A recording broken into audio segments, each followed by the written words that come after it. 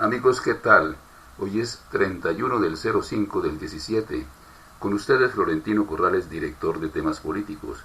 Expresidente de Odebrecht Colombia dice que dio plata a campañas de Santos y Zuluaga. Heriberto Martorelli confirmó el pago por 1,6 millones de dólares a Dubí Mendoza para la estrategia del candidato uribista. En ese sentido, la versión de Martorelli, expresidente de Odebrecht en Colombia, coincide con lo informado por la Fiscalía el pasado 6 de marzo en relación con la campaña de Zuluaga. El exdirectivo de la firma, en declaraciones que revela Blue Radio, dijo que los 1,6 millones de dólares fueron entregados directamente a Mendoza. Comillas, yo nunca entregué un peso o un dólar en ninguna cuenta del señor Zuluaga o del señor García, cierra comillas. El señor García, al que se refiere Martorelli, es Daniel García Zabaleta, que hizo parte del comité político de la campaña presidencial del Centro Democrático y a quien Zuluaga considera un aliado importante. Respecto al presidente Juan Manuel Santos, el exdirectivo de la constructora brasileña aseguró que pagó $1 millón para que la firma Paddington, asociada a la agencia de publicidad Sancho Bebedo y registrada en Panamá, hiciera una encuesta en 2014. Comillas, yo entendí que era una encuesta requerida por la campaña del presidente Santos, cierra comillas, declaró Martorelli, y añadió que Luis Peña, representante legal de Sancho, fue la persona que lo contactó para ese pago. Comillas, arreglamos el pago a través de esta empresa Paddington, que me ahorró efectivamente la parte tributaria, cierra comillas, añadió. Según el expresidente de Odebrecht Colombia, la empresa era una forma de acercarse al gobierno de Santos para que la constructora brasileña consiguiera beneficios en la Ruta del Sol. Comillas, yo le pedí a Peña que le hiciera llegar al gobierno que yo estaba apoyando la campaña. Le comenté que teníamos un perjuicio en la Ruta del Sol por culpa de estos retrasos, pero desafortunadamente no fue un camino eficaz porque terminé en 2 tribunales de arbitramiento, cierra comillas, dijo Martorelli. Aseguró que nunca gestionó esos pagos a través de Otto Bula. En temas políticos, presentamos el informe del director. La verdad por encima de todo. Quienes por estos días han hecho causa común, sin proponérselo, abundan y ahondan en toda clase de conceptos relacionados con la paz que cada día que pasa cobija a amigos y simpatizantes o no de este logro alcanzado en las negociaciones entre el gobierno del presidente Juan Manuel Santos y las FARC, Fuerzas Armadas Revolucionarias de Colombia, lideradas por su comandante en jefe Timochenko durante casi 4 años, la mayoría de ellos en la mesa de negociación establecida en La Habana. El tema no va a desaparecer así nomás, estará vigente por meses, años y décadas, por los resultados que por razón en fin define el resultado, tienen que darse buenos o malos, pero en fin define el resultado de George W. Bush, quien afirma que las FARC están violando los acuerdos de paz y aconseja mantener un escepticismo racional sobre las FARC y sus intenciones. Quizá Noriega está utilizando los rumores y consejas que han llevado al exterior Álvaro Uribe y compañía, con el propósito de desprestigiar el éxito de Santos, que logró lo que gobiernos anteriores no pudieron, entre otros Andrés Pastrana con la silla vacía y Uribe con intentos disfrazados.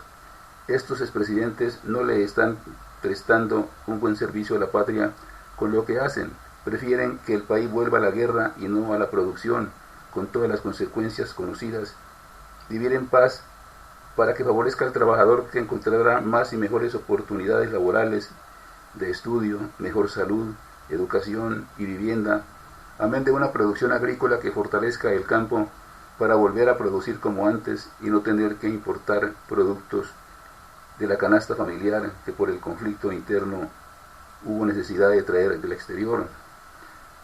Colombia no podrá volver a equivocarse, porque si no es ahora, nunca más, porque las fuerzas del mal se apoderarían de todo y sería peor que una dictadura en manos de Uribe y sus amigos, que anhelan llegar al poder en las próximas elecciones para volver trizas los acuerdos de paz. Esto lo han dicho y lo siguen manifestando en sus giras y las campañas políticas en marcha. ¿Qué tal estos colombianos que le prenden una vela a Dios y otra al diablo? En temas políticos, este fue el informe del director.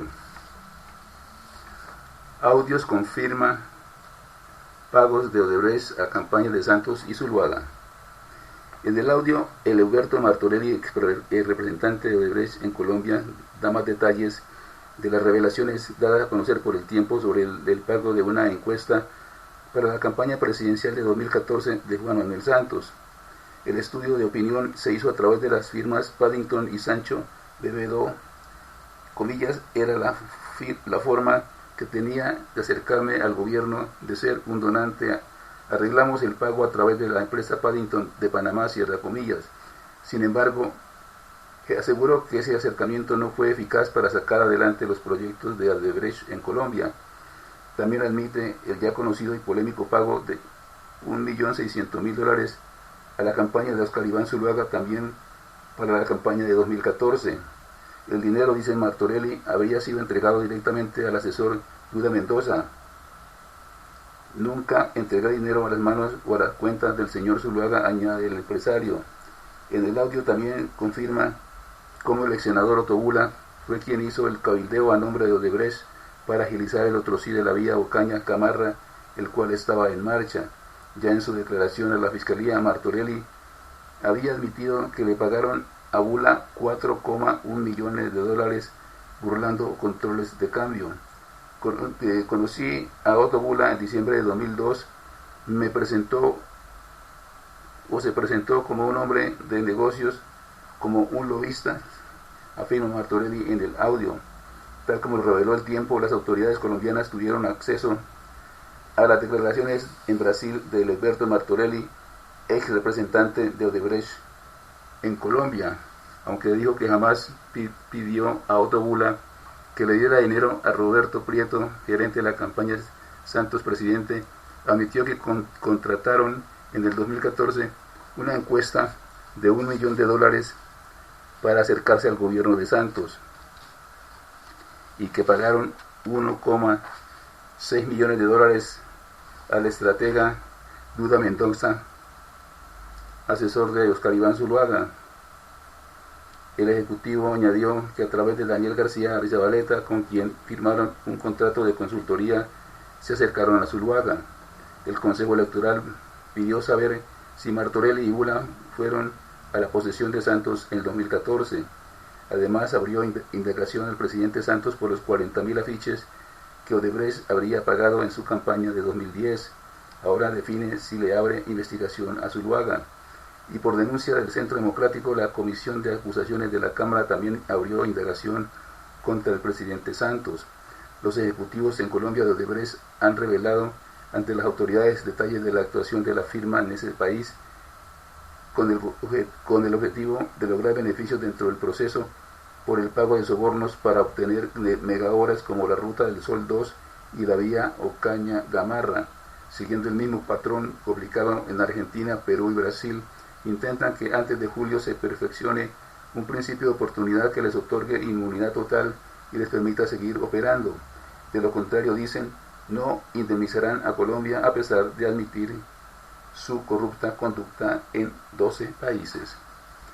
Santos se opone a lista cerrada propuesta en la reforma política. Hasta la medianoche duró la reunión privada que organizó el senador del partido de la U, Roy Barreras, en su casa, a la que invitó a congresistas, ministros y al propio presidente Juan Manuel Santos para hablar sobre el futuro político de su colectividad a menos de un año de las elecciones presidenciales del 2018. El espectador pudo conocer varios detalles de la conversación que tuvieron senadores y representantes en la casa de uno de los precandidatos de la U, y según contaron fuentes a este diario, la gran sorpresa de la noche, la oposición que anunció el jefe de Estado a uno de los principales puntos de la reforma política recientemente radicada en el Congreso de la República. Se trata de la denominada lista cerrada y bloqueada, que comenzaría a ser obligatoria desde 2019 en las elecciones regionales, según ha dicho el gobierno. Comillas, el presidente dijo que él sabía que eso era un fusil para la U y para la mayoría de los partidos. que el único que se salvaría sería el Centro Democrático si encabezara la lista el expresidente Uribe, cierra comillas, dijeron a este diario voces presentes en el encuentro de anoche. Por eso se prevé que con las mayorías de Santos al interior del Capitolio esa iniciativa no prospere, dado que el pronunciamiento del presidente les dio tranquilidad a los congresistas que indudablemente necesitarían el voto preferente para lograr nuevamente una curul en el legislativo. Otro de los asuntos que trató el presidente Santos la noche de este miércoles con los congresistas de su partido se refiere a la elección del nuevo magistrado de la Corte Constitucional, que será elegido este jueves de una terna enviada por la Corte Suprema de Justicia. La bancada preocupada por la decisión que adoptó el alto tribunal y que significó un gran golpe para el fast track, repetir ese episodio, en particular por cuenta del voto decisivo que representó el magistrado Carlos Bernal, elegido apenas algunas semanas en el Congreso y ternado, entre otras cosas, por el presidente Santos. Comillas, el presidente nos dijo que ya el Centro Democrático había optado por Álvaro Mota y que entonces había que elegir a alguno de los otros dos, Diana Fajardo o Alejandro Ramelli, y que no se podía repetir lo que pasó con Carlos, que la mejor opción era votar por Diana Fajardo, cierra comillas, dijo otra fuente consultada por este diario. A ese apoyo, según pudo establecer el espectador, se sumaría el Partido Liberal. La postura del presidente se suma a la ya hecha pública por el senador Armando Benedetti, quien previamente advirtió a través de su cuenta de Twitter que sin Diana Fajardo está en riesgo latente la paz, lo que generó controversia con el presidente del Congreso, Mauricio Liscano, quien advirtió en todo caso que el Senado actuará en libertad y no bajo presión de las FARC. Como era previsible, en la reunión de anoche también se habló acerca de las elecciones presidenciales del 2018. El partido de la U insistió en que llegara con un candidato único y por eso el congresista Roy Barreras, anfitrión del encuentro, aprovechó para hacer su campaña como candidato a la presidencia. Comillas, se insistió en que el partido debe tener candidato único y que eventualmente, si algo llegara a fallar, había que buscar una coalición, cierra comillas, confirmó al espectador otro asistente a la reunión de la U. Se ratificó además que los únicos precandidatos de la U son, además de Barreras, el ex embajador Juan Carlos Pinzón. Fuentes de este diario dijeron que el representante Jaime Buenahora elevó su voz para protestar por la candidatura de Barreras. Comillas, el representante dijo que él no era el candidato que llevaría al partido a buen término porque representa a la clase política tradicional, cierra comillas. Otros críticos dijeron que a Pinzón no se le notaban las ganas de defender su candidatura. También se habló del vicepresidente Germán Vargas Lleras y del pronunciamiento que hizo el director de Cambio Radical, Jorge Enrique Vélez, sobre sus posturas en contra del acuerdo de paz con el ELN. Comillas, el presidente fue muy prudente en eso, pero nos dio la impresión de que a él lo que le importa es que lleguemos a una coalición que impida que el candidato de Uribe gane.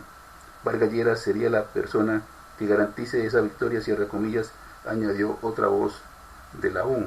Sin embargo, hubo voces como la de los congresistas Roy Barreras, Armando Benedetti y Werner Zambrano, que insinuaron que se debe romper cobijas ya con Cambio Radical y no respetarle los acuerdos referentes a la presidencia de la Cámara con el representante Rodrigo Lara. Varios dijeron, sin embargo, que no era el camino más adecuado porque eso acabaría de empeorar las ya resquebrajadas relaciones con el partido de Vargas. En el encuentro de anoche estuvieron, además de los congresistas, el ministro de Transporte Jorge Rojas, la ministra de Comercio María Claudia Lacotiur, el presidente del Consejo Nacional Electoral Alexander Vega, la directora del SENA María Andrea Nieto y el director de DIPE, de Departamento de Planeación Nemesio Royce, entre otros. Antioquia pedirá al procurador intervenir en caso de Belén de Bajirá. En medio de la acalorada controversia entre los gobernadores de Antioquia y Chocó por la soberanía sobre el corregimiento de Belén de Bajirá, el director del Instituto Geográfico Agustín Codazzi, Juan Antonio Nieto Escalante, Afirmó que en ningún momento han usurpado las funciones del Congreso al incluir a ese territorio en el mapa del Chocó. Comillas, las comisiones de ordenamiento territorial de Senado y Cámara conjuntamente se reunieron y en diciembre de 2016 devolvieron el expediente al Instituto Geográfico Agustín Codazzi, asegurando que allí no hay límite dudoso y que por lo tanto no es de competencia del Congreso definir esa situación, porque el Congreso tiene, entre otras cosas, la función de definir límites cuando hay dudas, pero este no es el caso de Belén de Bajirá, porque hay límites precisos en la Ley 13 de 1947, la cual se creó, o bajo la cual se creó el departamento del Chocó, cierra comillas, manifestó Nieto Escalante. El funcionario dijo que la decisión se dio en febrero de 2016 y no tuvo ninguna relación con las demandas expuestas por el Comité del Paro Cívico en Chocó, que según el gobernador de Antioquia, Luis Pérez, obedecen a una entrega del gobierno para dar fin al paro que completó 18 días. Comillas, la definición de colocar al corregimiento en el mapa del Chocó ya en vigencia no corresponde a una entrega que el gobierno ha hecho para acabar el paro en ese departamento, cierra comillas, señaló Escalante, quien insistió en que el concepto técnico que el Instituto Geográfico radicó en el Congreso se dio en febrero de 2016 y el primer paro ocurrió fue en agosto de ese año, es decir, aseguró, no obedece de ninguna manera a esta situación, entre otras porque el Instituto Geográfico tiene una función estrictamente técnica y no política. No existe diferencia o animadversión contra ninguno de los dos departamentos en conflicto, cierra comillas.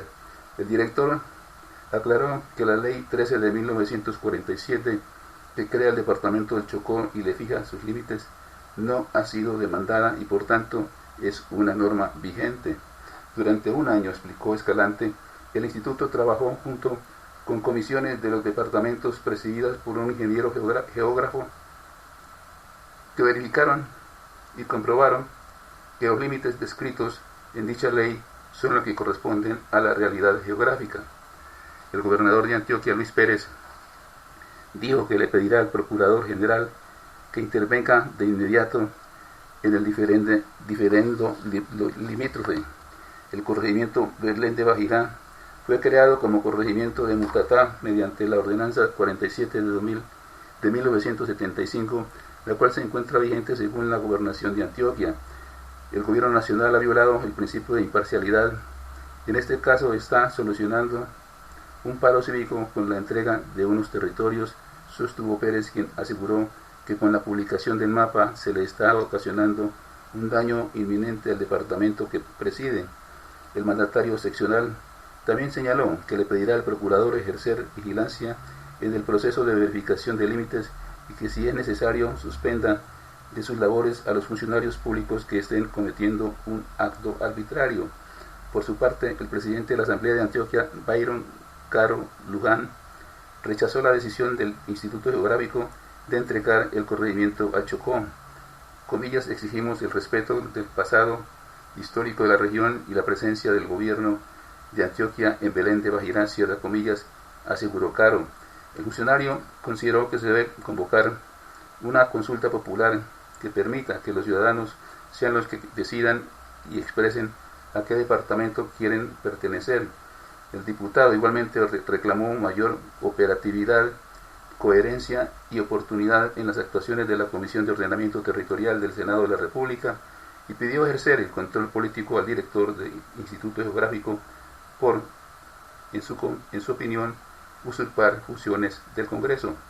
Caro les pidió además a diferentes sectores de Antioquia coadyuvar en las denuncias y apoyar las acciones del gobierno departamental en la defensa jurídica del departamento, a la vez que convoca a hacer mayor presencia institucional en la región.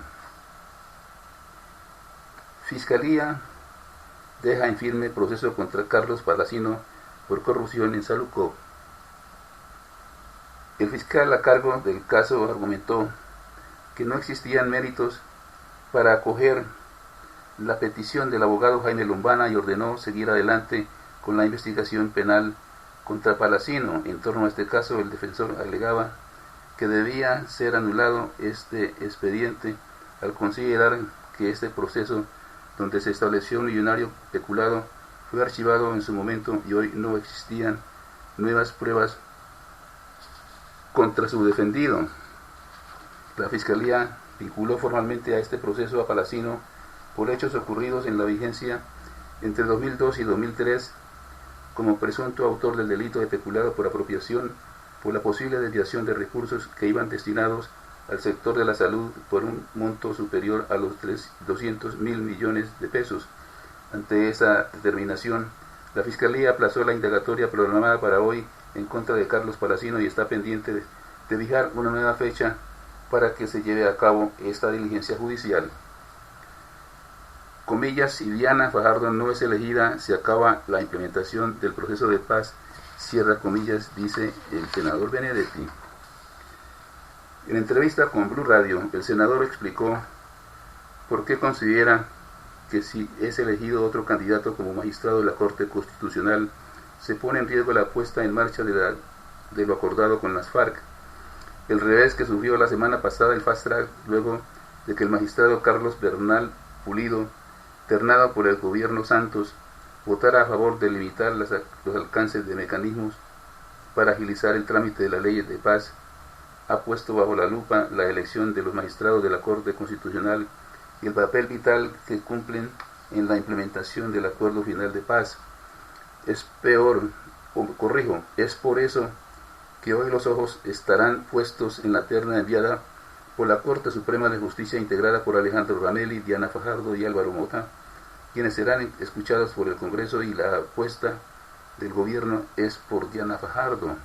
En entrevista con Blue Radio, el senador Armando Benedetti explicó hoy las razones por las cuales Fajardo es la mejor opción si lo que se quiere es blindar la implementación del acuerdo de paz y evitar que se vuelva a repetir el caso de Bernal. Comillas, el Centro Democrático terminó apoyando al señor Mota, con el que no tengo absolutamente ninguna diferencia, y por lo tanto quedan dos candidatos que podrían desde antes saber que van a ayudar a la implementación de la paz, cierra comillas, explicó.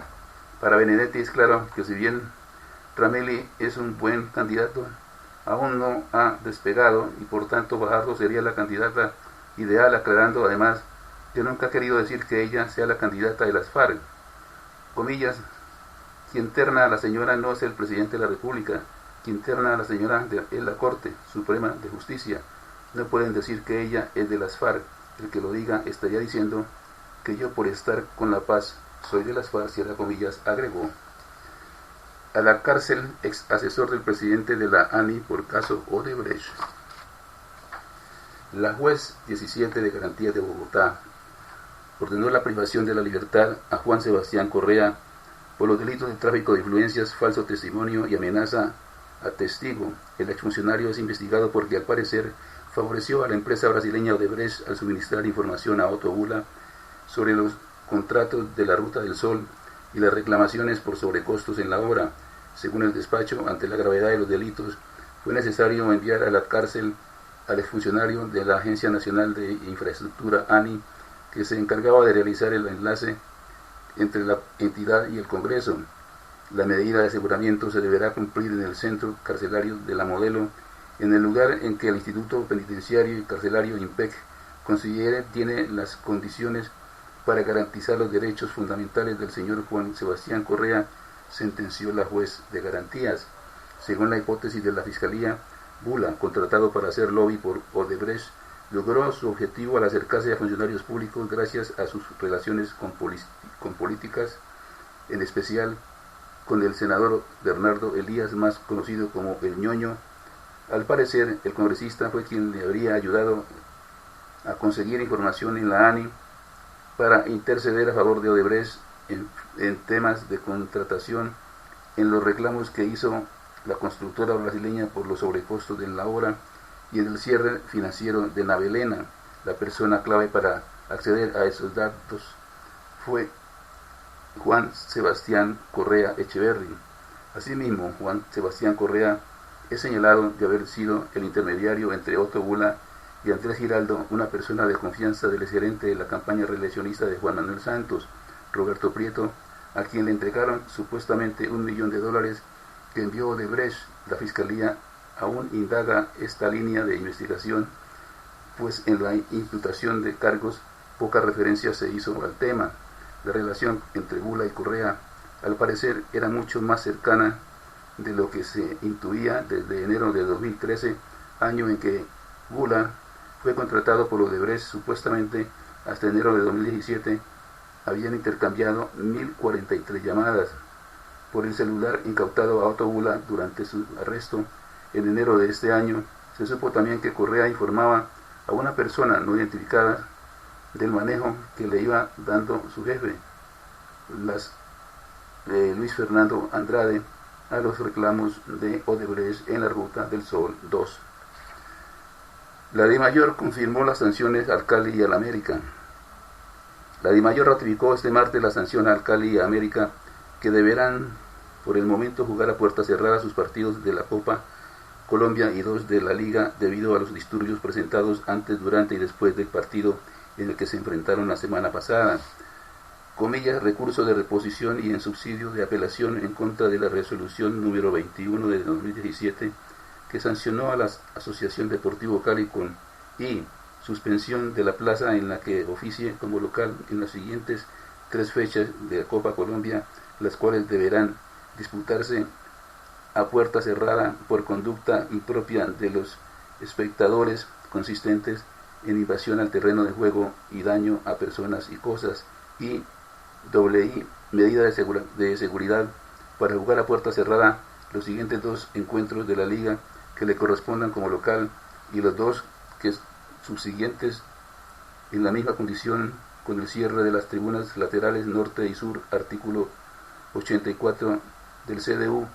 No se repone, se confirma la decisión y se concede recurso de apelación ante el CDD, determinó la máxima entidad del fútbol colombiano. Este miércoles se reunirá la Comisión Disciplinaria de la DIMAYOR para estudiar la apelación que presentaron los 2 conjuntos. Infortunadamente se mantiene la sanción, pero esperamos que mañana miércoles en la apelación nos atenúen, la pena. Lo ideal es buscar las causas que generan la violencia y los generadores y sancionarlos a ellos, porque estamos pagando los platos rotos de acciones y eso lastima nuestras finanzas, manifestó a los medios de comunicación Tulio Gómez, presidente de la América de Cali. Los azucareros habían puesto a la venta la boleta frente a Medellín el próximo jueves en el Palma Seca. Sin embargo, el Cali había anunciado previamente que si el recurso no prosperaba, le devolverían el dinero a los hinchas. Por su parte, América suspendió la venta de las entradas para el duelo contra Pasto. Hasta aquí, temas políticos. La invitación muy cordial para que nos sigan en Twitter, Facebook, YouTube, de lunes a viernes en este horario. Muchas gracias por su sintonía. Los espero mañana. Buenas noches.